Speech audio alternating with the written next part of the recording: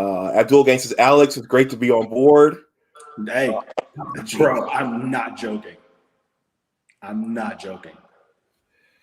Yako 22 says the Harbaugh contract situation puts both current players and recruits in a difficult situation. Somehow Michigan is the only football program with anything less than 3 years remaining. Yeah, I find that very interesting. But I understand the predicament that they're in. From what I'm hearing is that they're discussing an extension. It's going to be lower. The buyout's going to be significantly lower. I believe it's somewhere around 2 or 3 years. And they can kind of basically let go of him for nothing if he doesn't produce. And I feel like for him, I mean, it depends on what he wants to do. If you're going to stay, you got to understand that you're going to be the guy that's probably going to go 0-8 at least before you have a chance of beating Ohio State, because you're not going to do with anything that you have in that locker room right now. So you're going to really have to get the right people in place, and you guys are going to have to get to work to have the opportunity to beat Ohio State, because right now it's like you're just going against the machine of what Ohio State is. 5-star wide receivers, 5-star defensive backs, 5-star quarterbacks, 5-star running backs, 5-star offensive linemen, 5-star defensive tackles, players coming out, first 3 rounds, maybe 4 of the NFL draft every year. They're just producing and developing at such a high rate. It's going to take a lot to catch up to them, to have the opportunity to beat them. And they're going to have to do something that they've never done. Pretty much that Jim has never, ever had to do. And I've never thought about this until, as Jay was saying, I was doing a little research of my own. Jim has never been in a program longer than, I don't think, 5 years. He comes in, he coaches the guys up, and then moves on. He's never had to stay and develop talent. That's not something that he does. At least that's not something that we've seen him do. And to this point, he's had 4 recruiting cycles. And I mean, a lot of those guys from the first one aren't there anymore, which is some alarm. And I don't know if that's something that he can do, to be honest with you.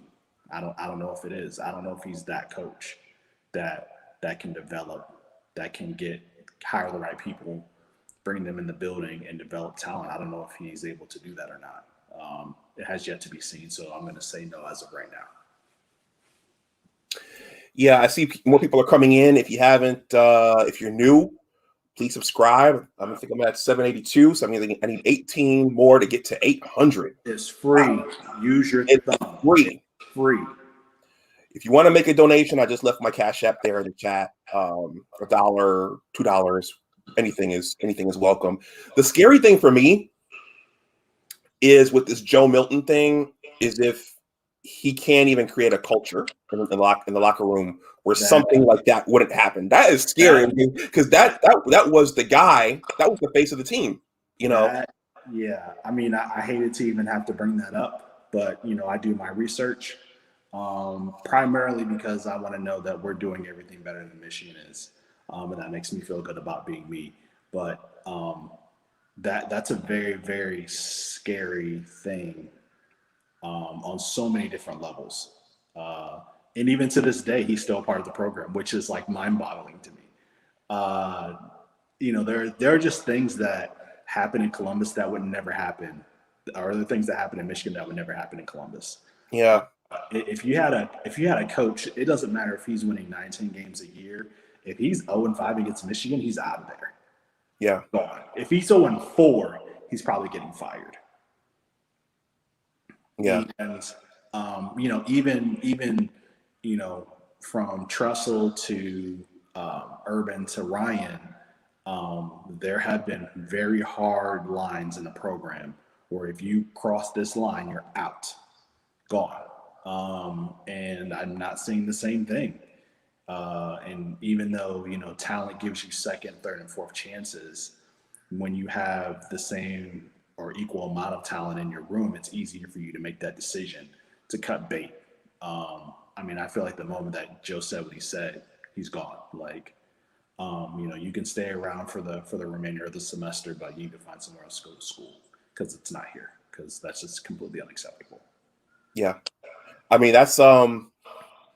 That's one of the classic Michigan stories, the team. And I know he's a young kid. Young kids do stupid things. These college kids, they get DWIs. Sometimes they beat up their girlfriends. Sometimes they cheat on exams. They take money from boosters.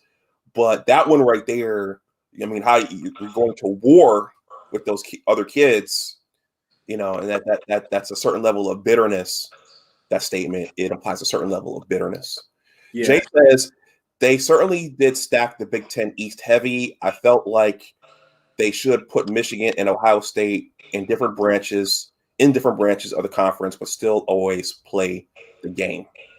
Yeah, that's possible, but that's really tough.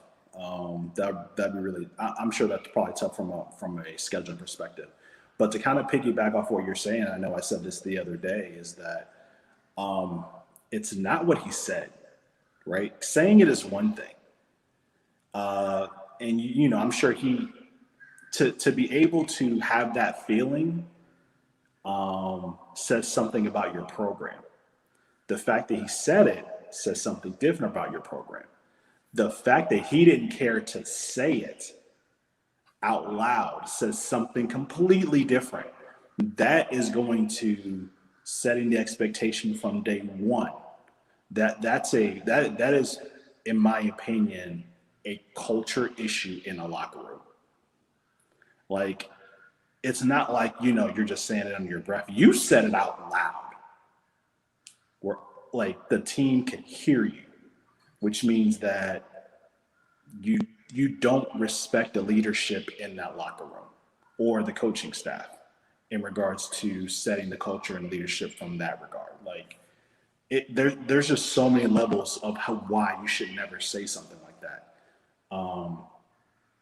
Maybe in a private conversation after the game where you're like, you know what, man, I'm not. Like, I've had that where, I've been playing on a team and I say, you know what, I'm riding the bench for no reason. I'm transferring and I'm coming back and I'm dropping 50. Those are like private conversations that I had, like with, my friends who went to other schools and things like that, but never in a locker room where I'm like, yo, I'm not playing. I'm transferring to wherever and I'm coming back and I'm dropping 50 on you.